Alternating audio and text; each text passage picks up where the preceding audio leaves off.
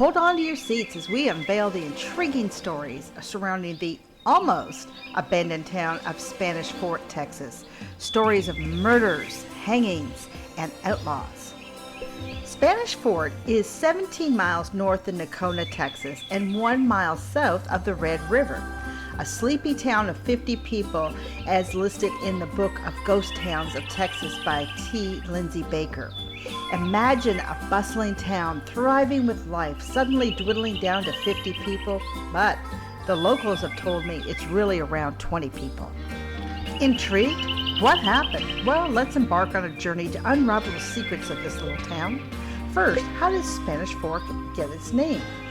Well, in the early 1870s, the town was called Burlington, and it was a town for cattle drivers headed north for the Chisholm Trail. In 1876, the town of Burlington applied for a post office, but since there was another town by that name in Texas, they changed the name to Spanish Fort, after nearby ruins which were mistakenly thought to be a Spanish settlement. The new name was accepted, and Spanish Fort Post Office opened in 1877. In its peak, the town had numerous businesses and churches, 5 physicians, 4 hotels, and several saloons. By 1884, when the first school opened in a log building, there was at least 2 newspapers that had been published in Spanish Fort, the Burlington Times and the Spanish Fort New Era. The population reached 300 by 1885, but Spanish Fort had a reputation of being a rough town. Outlaws hid out in Indian Territory just across the Red River, and they came into Spanish Fort to get supplies, often causing frequent disruptions in the town.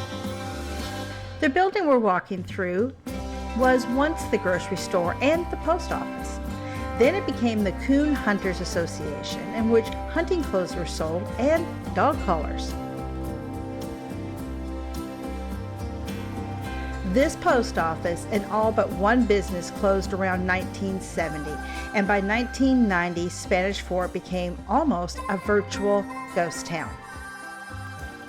Keep watching because we're going to talk about the old cemetery and the hangings that took place there.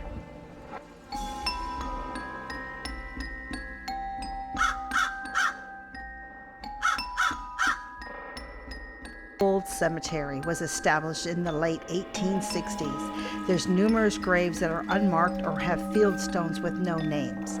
Of those graves, 3 are suicides and 40 are murders.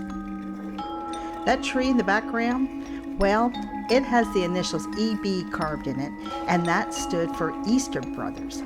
The brothers stole a horse. They were hung from that tree and buried beneath the tree. What constitutes the name a ghost town? Is it because there's ghosts there? No, it is a town that was once an active community but has been since abandoned by nearly all of its residents.